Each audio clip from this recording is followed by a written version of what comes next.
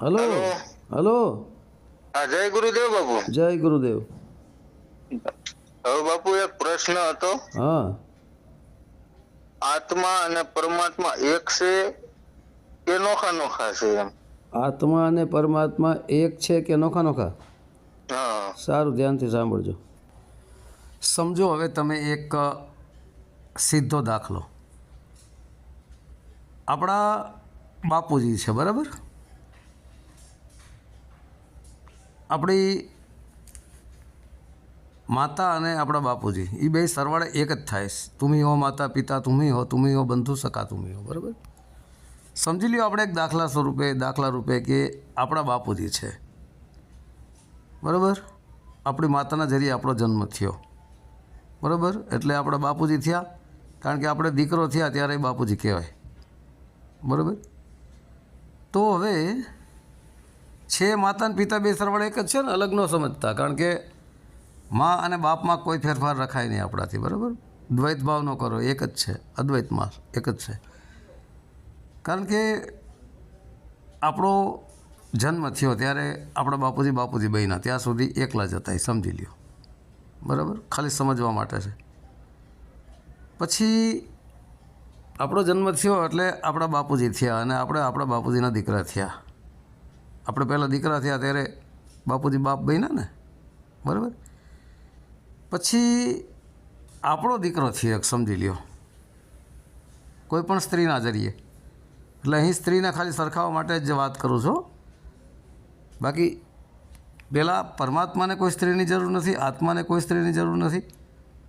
અને આપણો જે દીકરો છે એને તમે થોડી વાર પૂરતો એક સુરતા સમજી લ્યો, અથવા જીવ સમજી લ્યો, બરાબર? હવે આપણા બાપુજી અને આપણા છોકરાની વચમાં આપણે આવ્યા. ક્યાં આવ્યા?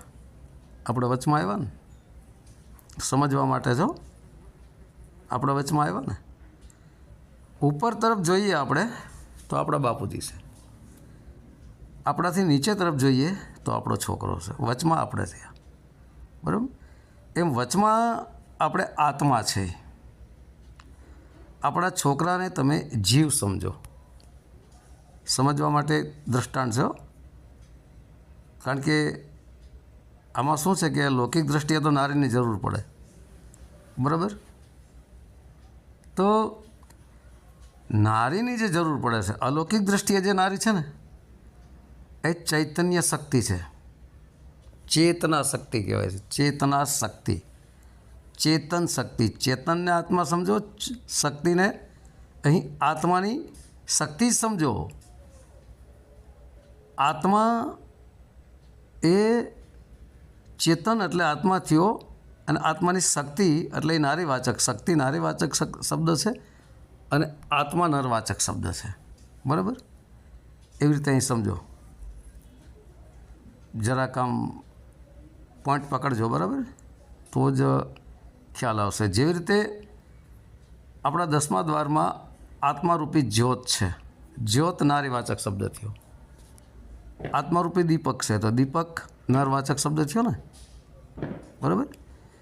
એમ દીપક અને જ્યોતિ એમાં કાંઈ ફરક નથી. દીપક અને જ્યોતિમાં કાંઈ ફરક નથી, નામ અલગ અલગ છે, બરાબર? જેમ દાદા મેકરણ કાપડી કહે છે કે મેનાને મોરલીઓ બે એક છે અને તમે જુદાનો જાણો, એવી જ રીતના, બરાબર? બે નામ પર્યાયવાચી છે. આત્મા કહેવો હોય તો નરવાચક શબ્દ છે, આત્માની શક્તિ કેવી હોય તો નારીવાચક શબ્દ છે, બરાબર? એમ જ્યોત નારીવાચક શબ્દ છે, દીપક નરવાચક શબ્દ. શ્રવણ બે એક જ થયા ને, એવી રીતના જ અહીં પરમાત્માની શક્તિ સમજો. એના જરીએ આપણો જન્મ થયો. પરમાત્માની શક્તિ એ નારીવાચક શબ્દ બે આવી ગયા ને, નર નારી. પરમાત્મા અને પરમાત્માની શક્તિ, નરવાચક પરમાત્મા અને શક્તિ નારીવાચક. એમ આપણા જરીએ બાળક થયો તો આપણે આત્મા કીધો છે. આપણી આત્માની શક્તિ અને આત્મા બરાબર. આત્માની શક્તિ નારીવાચક, આત્મા નરવાચક. પછી જીવ જે છે, જીવ, એ જીવ એને આપણો બાળક સમજી લ્યો. તો જીવની શક્તિ કઈ છે? જીવની શક્તિ માયા છે. માયામાં ફસાવનાર જીવ છે. સમજો કે આપણે આ જીવના મોહ માયાના બંધનમાં આવ્યા. જેમ કે આપણો પુત્ર છે, એના મોહ માયાના બંધનમાં આપણે આવ્યા. એટલે આપણે આત્મા આ જીવ સાથે બંધાણા, એટલે આપણે જીવાત્મા કહેવાય ગયા. કારણ કે આપણો મોહ પુત્ર પ્રત્યે છે, એટલે આપણે જીવાત્મા કહેવાના. બરાબર. પછી જીવાત્માના જરીએ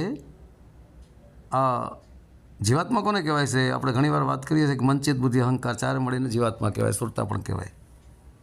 એના દ્વારા 3 ગુણ પ્રગટ કર્યા. પછી આપણે 5 તત્વ અને 25 પ્રકૃતિને આમ સ્ટેપ બાય સ્ટેપ બનાવ્યું. બરાબર. હવે ઊંડાણપૂર્વક સમજો તો જ સમજાશે. અહીં આપણા બાપુજીને પરમાત્મા સમજો, આપણે પોતાને આત્મા સમજો, આપણા છોકરાને જીવ સમજો. તો આપણો છોકરો એ જીવ અને આપણે આત્મા. તો છોકરાના મોહપાસમાં આપણે છે, એટલે આપણે જીવાત્મા કહેવાના. છોકરાના મોહપાસમાંથી નીકળી જાય, મતલબ જીવ.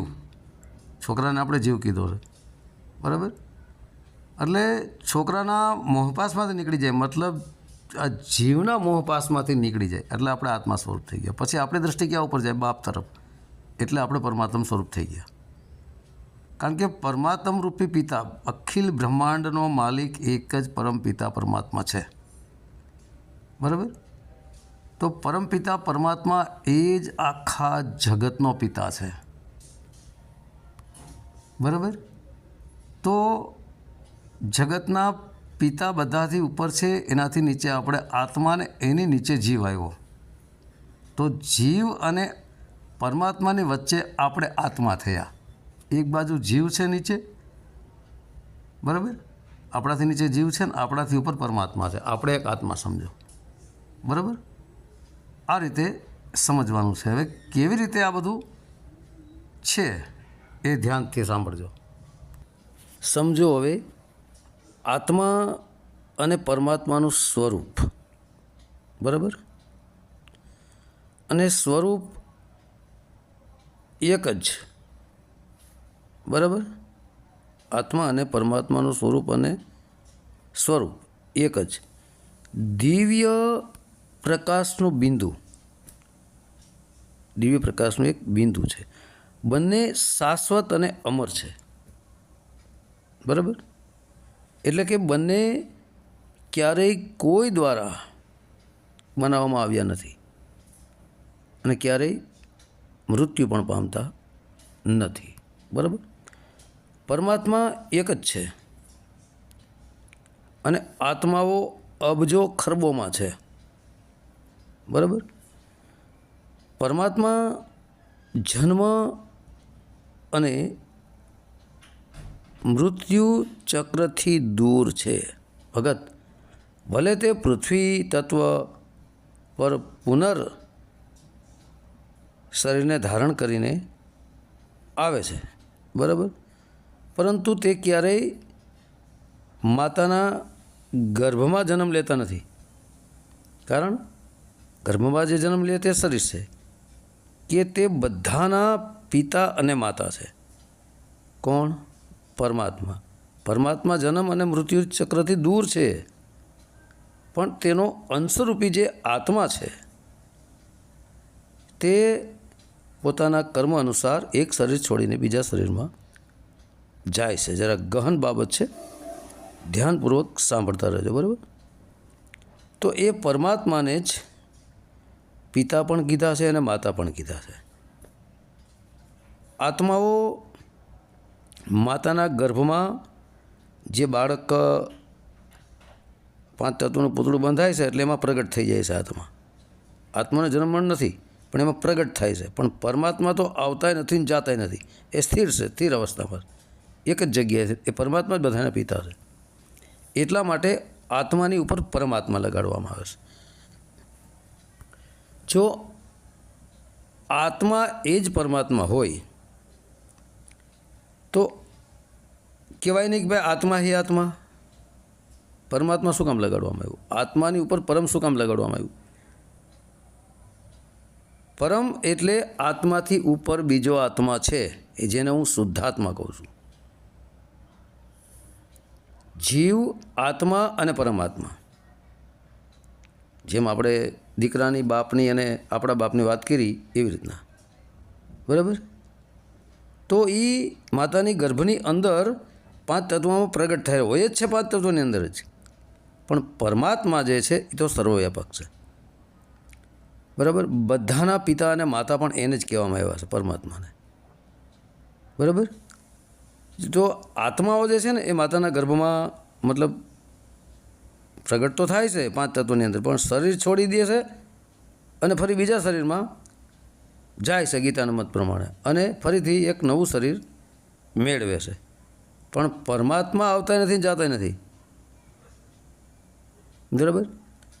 આત્માને પરમાત્માનો પુત્ર કહી શકાય, પણ પરમાત્મા આત્માનું સર્જન કરતો નથી. જો આત્માને પરમાત્માનો પુત્ર કહી શકાય, બરાબર? પણ પરમાત્મા આત્માનું સર્જન કરતો નથી. જ્યારે આત્માઓ અશુદ્ધ નબળા પાપોથી ભરેલા બને છે પોતાના જીવના મારફતે, વિષયોના મારફતે, અને પ્રકાશ અત્યંત ઝાંખો થઈ જાય છે, ત્યારે પરમાત્મા આવે છે. ત્યારે પરમાત્મા આવે છે, તે આત્માને શુદ્ધ કરે છે. બહુ ડીપમાં જાજો ને તો જ સમજાશે, નહીંતર અટપટું છે. આત્માને સશક્ત બનાવે છે અને આત્માને પ્રકાશિત કરે છે. તેથી જ તેને શુદ્ધિકરણ, પતિત પાવન પણ કહેવામાં આવે છે. પરમાત્મા અશરીરી છે, નોટ કરજો. પરમાત્મા શરીરમાં નથી, પરમાત્માનું શરીર નથી. પરમાત્મા અશરીરી છે અને આત્મા શરીરમાં છે. તે ક્યારેય ખાતો નથી કે સૂતો નથી. તે બ્રહ્મલોક અથવા આત્મા જગતમાં રહે છે. બ્રહ્મલોકમાં આત્માના જગતમાં રહે છે, મતલબ છે આત્માની અંદર, પણ એ આત્માની સુરતા જે છે, જીવરૂપી સુરતા, એ વિષય વાસનામાં છે. પણ એ આત્માની સુરતા જો ઉપર પરમાત્મા તરફ ઉઠી જાય, જેમ આપણે કીધું કે આપણો બાપ ને આપણે ને આપણો છોકરો, એમ આપણા છોકરાની એ જીવ સમજો, એ જીવમાંથી સુરતા આપણી એ ઉઠીને આપણા બાપ પરમાત્મા તરફ જાય, ત્યારે આપણે સદાશિવ બની જાય છે, બરાબર? તેનું નામ જ શિવ કહો કે સદાશિવ કહો, જેનો અર્થ થાય છે દાતા બીજ સ્વરૂપ અને બિંદુ સ્વરૂપ. તે માનવ વૃક્ષનું બીજ છે. જ્યારે આત્માઓ જે છે બધા, એને સમજી લ્યો એક વૃક્ષના પાંદડા સમાન, બરાબર? હવે માનવ આત્માઓ જે છે તે મહાન આત્માઓ, દેવતાઓ પણ બની શકે છે, પણ મહાન આત્માઓ, દેવતાઓ, પરમાત્મા નથી બની શકતા. પ્રભુ એક જ છે. નાજીર કહે છે, માનવીને મેં કદી પ્રભુ થતા જોયા નથી. એટલે પરમાત્મા ન બની શકે, આત્મા જ રહે. પણ જ્યારે સંપૂર્ણ રીતે શુદ્ધિકરણમાં આવી જાય, ત્યારે પરમાત્માની અંદર સમાઈ જાય છે, પરમાત્મા સ્વરૂપ બની જાય છે, એનું અસ્તિત્વ ગુમાવી દે છે. જેવી રીતે એક વડનું બીજ હોય, વડના બીજને આપણે ધરતીમાં વાવીએ. એક નાના વડલાના બીજની અંદર વિશાળ વડલો છુપાયેલો છે ને, બરાબર? નાનકડું એવું બીજ હોય છે, રાયના દાણા કરતાં નાનું હોય છે. એટલા બીજમાં એક વિશાળ મોટો વડલો છુપાયેલો છે. પરંતુ એ બીજને જ્યારે આપણે ધરતીમાં નાખીએ છીએ, ત્યારે એને 5 તત્વોનો સહારો મળે છે. પહેલાં તો ધરતીનો સહારો પેટાળમાં ગયો, પછી પાણીનો સહારો બીજો, પછી એમાંથી અંકુર ફૂટે, પછી અંકુર ફૂટ્યા પછી એને વાયુ તત્વ, અગ્નિ તત્વ અને આકાશ તત્વ, 5 તત્વોનો સહારો મળી જાય, ત્યારે ખીલી ઉઠે છે. પણ જે બીજ હતું એ પોતાનું અસ્તિત્વ ગુમાવી દે છે. બીજ હોય ને બીજમાંથી સીધા પહેલાં મૂળિયા બને. એ મૂળિયા છે ને એ જ મૂળ પરમાત્મા સમજી લો તમે. પણ બીજ જે છે એને પોતાનું અસ્તિત્વ ગુમાવે તો જ વિશાળ વૃક્ષ બની શકે. એમ અહીં બીજને તમે આત્મા સમજી લો, બરાબર, દાખલા તરીકે, અને વિશાળ વડને તમે પરમાત્મા સમજી લો. પણ બીજરૂપી આત્મા જ્યારે પોતાનું અસ્તિત્વ ખોઈ નાખે, અસ્તિત્વ મટાવી દે, તમે જોજો બીજને વાવીએ એટલે બીજનું અસ્તિત્વ ત્યાં નથી હોતું, ત્યાં એક ઝાડ સ્વરૂપમાં ફેરવાઈ જાય છે. કોઈ પણ બીજ તમે વાવી લો, વાવો, બરાબર. એમ બીજ પોતાનું અસ્તિત્વ ગુમાવી દે છે ત્યારે વિશાળ વડલો બને છે. ત્યાં બીજનો પછી અતોપતો નથી રહેતો, વિશાળ એક વડ વૃક્ષમાં ફેરવાઈ જાય છે. એમ આત્મારૂપી બીજ જ્યારે પોતાનું અસ્તિત્વ ગુમાવી દે ત્યારે પરમાત્મા સ્વરૂપ બની શકે છે, વિશાળ વડ સ્વરૂપ. વિશાળ વડને તમે પરમાત્મા સમજો, આ જ રીતે સમજવાનું છે, બરાબર. પણ આ માનવની અંદર રહેલો આત્મા મહાન આત્મા ખરો, પણ પરમાત્મા નથી બની શકતા, કોઈ દી ન બની શકે. મહાન આત્મા પરમાત્માની અંદર સમાઈ જાય ખરો. જેમ હું કહું છું કે મીઠાની પૂતળી સમુદ્રમાં સમાઈ જાય, મીઠાની પૂતળીને આત્મા સમજો, સમુદ્રને પરમાત્મા સમજો, તો મીઠાની પૂતળી જે છે એ પરમાત્મા ન બની શકે. એ પરમાત્મામાં સમાઈ ગયો, અસ્તિત્વ ગુમાવી દીધું ને, ત્યારે પરમાત્મા સાથે પડી ગયો એટલે આત્મા થયો જ નહીં. એવી રીતે સમજો, બરાબર. હવે આત્મા અને પરમાત્માના ગુણોમાં ઘણો ફરક છે, ધ્યાન દેજો. પરમાત્મા પ્રેમ, શાંતિ, આનંદ, શક્તિ, પવિત્રતા, જ્ઞાન અને આનંદ જેવા ગુણોનો સમુદ્ર છે. જ્યારે આત્માઓ આવા ગુણોના તળાવ કે નદી જેવા છે, મુક્તિદાતા અને માર્ગદર્શક છે. આત્મજ્ઞાન જ્યારે થાય ને ત્યારે પરમાત્મા વિશેનું આપણને એક માર્ગદર્શન મળે છે. ઘણા ઓડિયોમાં હું બોલું છું કે પહેલાં આત્મ સ્વરૂપને પ્રાપ્ત કરો, પછી પરમાત્માની યાત્રા શરૂ થાય છે. વાતું એ ન સમજાય, હાલવું પડે. વાતું તો આખી દુનિયા કથની બકણી કરે છે, આત્માન પરમાત્માન શું થયું, એમ ન ચાલે. એ બધો કોરો બકવાસ છે, બરાબર. હવે ધ્યાન દો, જેમ કે મૃત્યુ અને જન્મ, આ ચક્રથી કોણ? એ માર્ગદર્શક તો ખરો જ, મુક્તિદાતા તો ખરો જ આત્મા, બરાબર. મૃત્યુ અને જન્મના ચક્રથી દૂર હોવાથી એ પરમાત્મા સર્વજ્ઞ છે, પૂર્ણ જ્ઞાની પરમાત્મા છે. પરમાત્માને પૂર્ણ જ્ઞાની કહેવાય. આપણી અંદર જે આત્મા છે એને પૂર્ણ જ્ઞાની ન કહેવાય, પરમાત્મા પૂર્ણ જ્ઞાની છે. એને એટલા માટે પૂર્ણ પુરુષોત્તમ કહેવામાં આવ્યા છે. એટલા માટે એને પૂર્ણ પુરુષોત્તમ શું કામ કીધું, પરમાત્મા શું કામ કીધું, એટલા માટે જ કહેવામાં આવ્યા છે. ઉત્તમ પુરુષ એટલા માટે કહેવામાં આવ્યા છે. પુરુષને આત્મા પણ કહેવાય છે. જ્યારે આપણે અક્ષર પુરુષ કહીએ ને એ આત્મા છે, એ અક્ષર પુરુષ, બરાબર. અને ઉત્તમ પુરુષ એ પરમાત્મા છે, એ ઉત્તમ, આત્માથી પણ ઉત્તમ. તો પરમાત્મા સર્વજ્ઞ છે, બધું જ્ઞાન જાણે છે. તનકી જાને, મનકી જાને, જાને ચિત્તકી ચોરી, બધું જાણે છે. અને આત્માની સુરતા જીવ એ વિષય વાસના ફસાયેલો છે, એટલા માટે બધું નથી જાણી શકતો. એટલે તો આત્મા આ જીવની સાથે જીવન મરણના ચક્કરમાં ફરી રહ્યો છે. એક શરીર છોડીને બીજા શરીરમાં. ગીતાનો મત છે, અહીં મારો ઘરનો મત નથી. વિશ્વચક્રના ભૂતકાળ, વર્તમાન અને ભવિષ્યનું જ્ઞાન છે કોની પાસે? પરમાત્મા પાસે. તેથી તેને ત્રિકાલદર્શી કહેવામાં આવે છે, ભગત. તેમને 3 લોકનું જ્ઞાન છે, તેથી તેમને ત્રિલોકનાથ કહેવામાં આવે છે. તેઓ આ જ્ઞાન આત્માઓને આપે છે અને પછી યોગની જે છે ને એ ચિત્ત દ્વારા વિશ્વચક્રના અંતે પ્રજાપિતા બ્રહ્માના માનવ શરીરમાં પુનર્જન્મ દ્વારા શુદ્ધ કરે છે. યોગની જે ચિતા છે, બરાબર, મતલબ અહીં જે યોગ એટલે જોડાવું, બરાબર છે. માની લો કે આપણું શરીર સળગી ગયું અને પાછું માટી સાથે માટી મળી ગયું, બરાબર. પછી જ એ પ્રજા એ ફરી માટીમાંથી પૂતળું બીજા બને છે. એ માટીમાંથી ધરતીમાંથી એક રાયના દાણા જેટલું કોઈ ઓછું ન કરી શકે ને કોઈ વધારી ન શકે, જેમ છે એમ જ રહીએ, બરાબર. તો હવે આ જે ચિત્ત દ્વારા વિશ્વચક્રના અંતે પ્રજાપિતા બ્રહ્માના માનવ શરીરમાં પુનર્જન્મ દ્વારા શુદ્ધ કરે છે. મારા વિચારો આ પ્રમાણે છે. હો, તમે જોઈ લેજો. આપણે પહેલાં બ્રહ્માકુમારી લોકો જે છે ને, બ્રહ્માકુમારી વિશ્વ આધ્યાત્મિક યુનિવર્સિટીના જે આધ્યાત્મિક જ્ઞાન, એના ઉપર આ લોકો પણ આના ઉપર જ ભાર આપે છે, જે મેં અત્યારે વાત કરી. અને આ 75% જ્ઞાન એને જ મળતું આવે છે.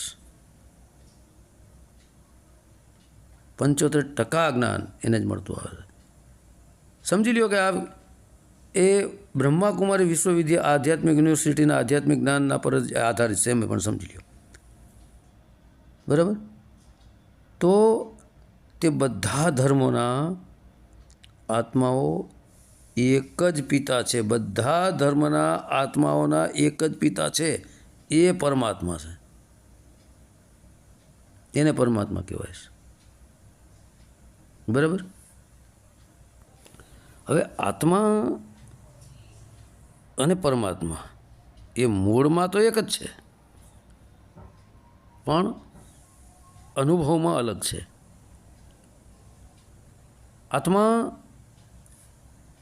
આ જીવનનો અનુભવ ફક્ત અને વ્યક્તિગત રીતે સ્વચેતના તરીકે કરે છે.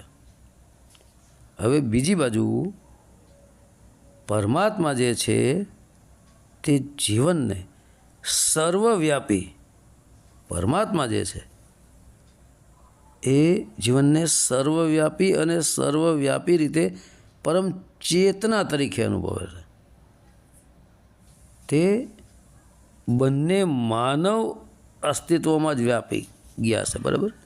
બંને માનવ અસ્તિત્વમાં જ આ વ્યાપી ગયા છે. પણ વખત હવે આને સમજવું આ શું છે, આ તો હાઈ લેવલનો અભ્યાસ જેનો હોય અને બહુ ઊંડી બૂંધી હોય, ડીપમાં જાય, ગહેરાઈમાં જાય, એ ઘર સુધી જ્યારે પહેલાં આપણે તો મન સ્થિર થઈ જાય, શૂન્ય અવસ્થાને પ્રાપ્ત કરીએ, પછી આપણે આત્મ સ્વરૂપ બનીએ ને પછી જ ખબર પડે. આ વાતું એ તો હાથમાં આવે એમ જ નથી, કોઈ દિવસ ન જણાય. તો મનુષ્યમાં આત્મા આ જીવનની સારી કે ખરાબ ઘટનાઓનો અનુસાર આનંદ કરે છે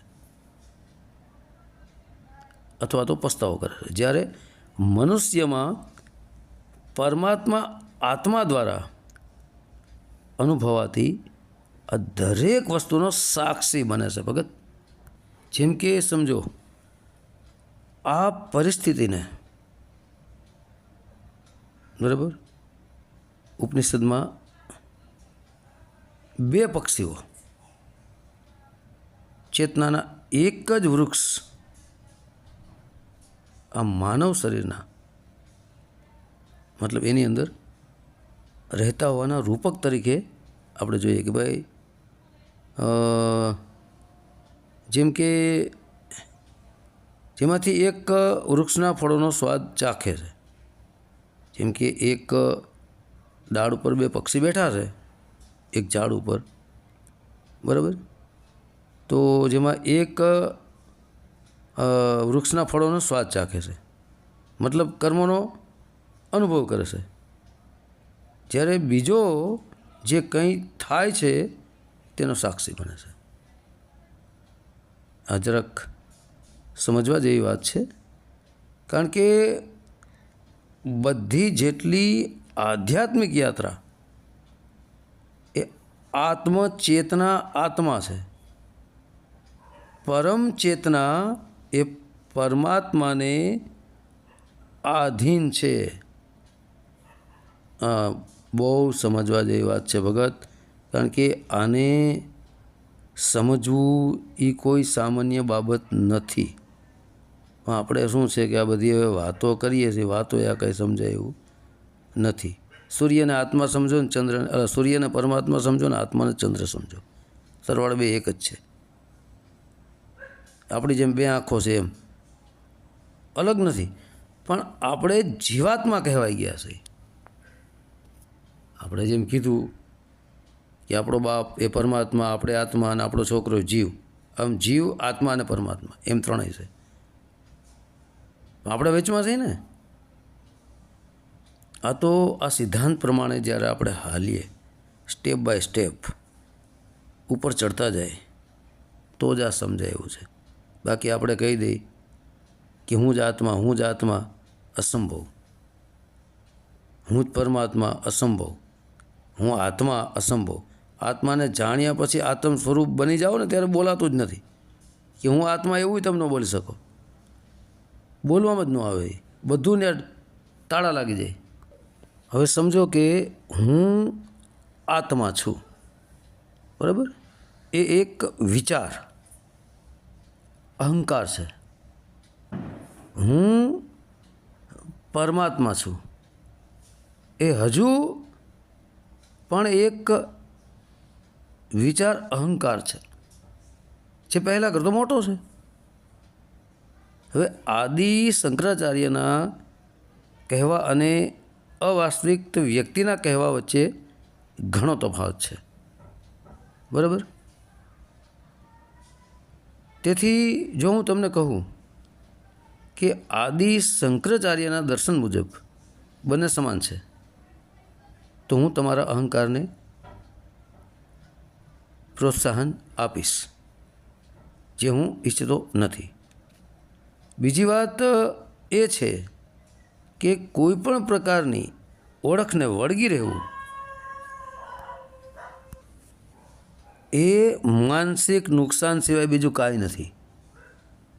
કોઈ પણ પ્રકારની ઓળખને વળગી રહેવું એ માનસિક નુકસાન સિવાય બીજું કંઈ નથી ભગત.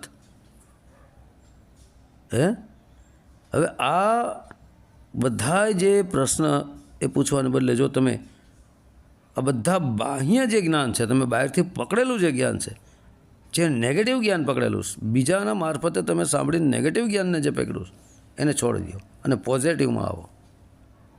તમારું પોઝિટિવ શું કહે છે, નેગેટિવને ન પકડો, બરાબર? તો આ બાહ્ય જ્ઞાનને બાજુ પર મૂકી દો એક બાજુ, પછી મુક્તપણે તમારી તપાસ કરો, તો તે તમારા માટે વધુ સારું રહેશે ભગત. હું નથી કહેતો, આ બધા સંતોના મત છે, કારણ કે આપણને બીજાએ ઓળખાયું ને આપણે માની લીધું, તો એ ઓળખને વળગી રહેવું ને એ માનસિક નુકસાન સિવાય બીજું કાંઈ છે જ નહીં. આ નોટ કરજો. હવે પરમાત્મા પોતાની માયાની રચનાથી મુક્ત છે, પણ આત્મા નહીં. તેથી પરમાત્મા પૃથ્વી પર જન્મ લે છે અને ગીતાના રૂપમાં માનવને સલાહ આપે છે, જેથી આત્મા પોતાને જાણી શકે અને જન્મ ચક્રથી મુક્ત મોક્ષનું સ્થાન પ્રાપ્ત કરી શકે. એટલા માટે ભગવાન કૃષ્ણને પૂર્ણ પુરુષોત્તમ પરમાત્મા કહેવામાં આવે. પરમાત્મા આ પિતૃ અને મૃત્યુ ચક્રનું સર્જન કરે છે અને તેને ચાલુ રાખવું કે ન રાખવું તે તેની ઈચ્છા હેઠળ છે.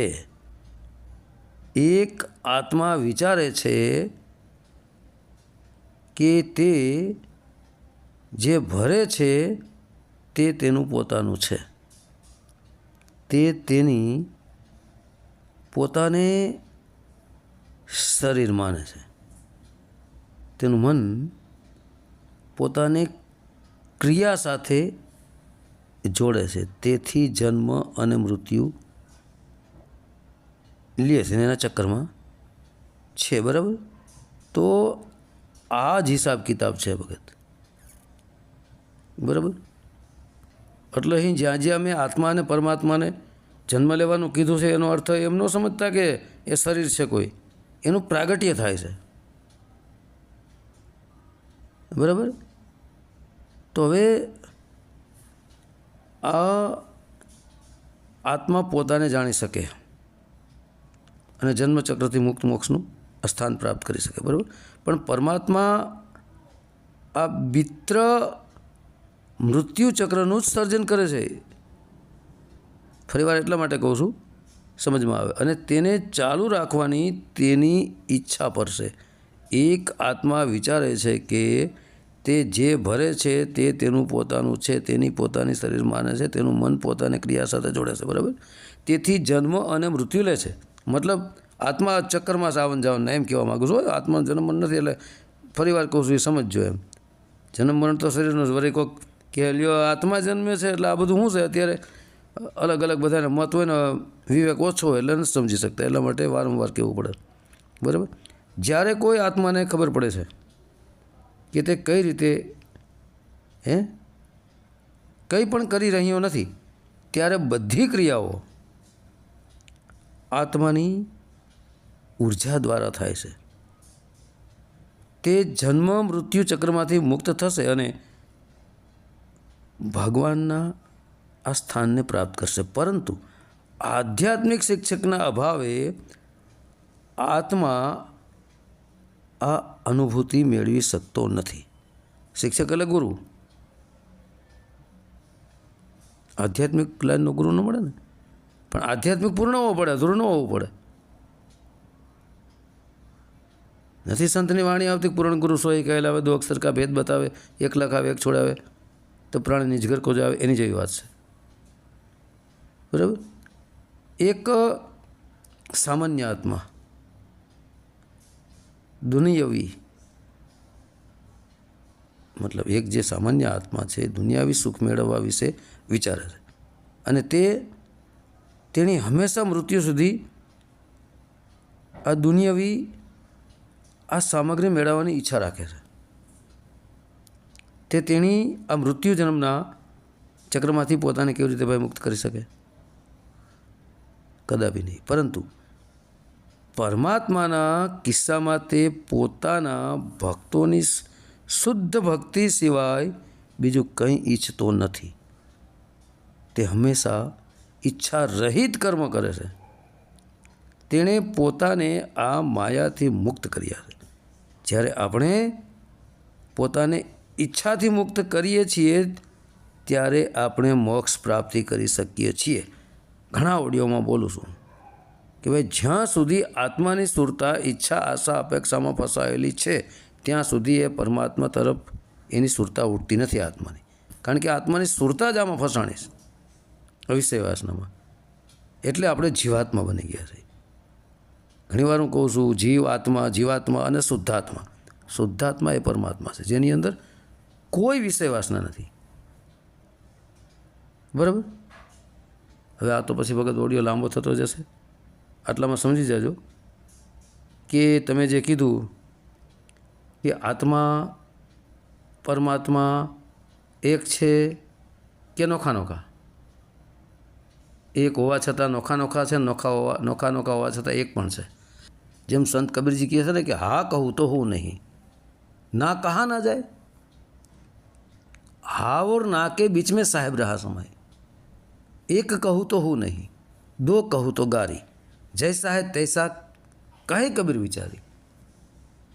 એટલે આ આત્મા અને પરમાત્માની બાબતમાં આપણે હાય ન કહી શકીએ, નાય ન કહી શકીએ. તો જ્યારે આપણે આત્મા અવસ્થાને પ્રાપ્ત કરીએ ત્યારે પરમાત્માના અવસ્થાની યાત્રા શરૂ થાય છે. એ લખવા વાંચવા બોલવા સાંભળવામાં ન આવે. કોઈની તાકાત બહારની વાત છે કે તમને બોલીને કોઈ સમજાવી દે, બોલીને કોઈ ઓળખાવી દે, અસંભવ. તો આત્મા પરમાત્મા એક હોવા છતાં એક નથી, અને એક નહીં હોવા છતાં પણ એક છે. પણ ભેદ વચ્ચે આ જીવનો છે. આ નોટ કરજો. તો હવે જય ગુરુદેવ. સત્ય સનાતન ધર્મની જય.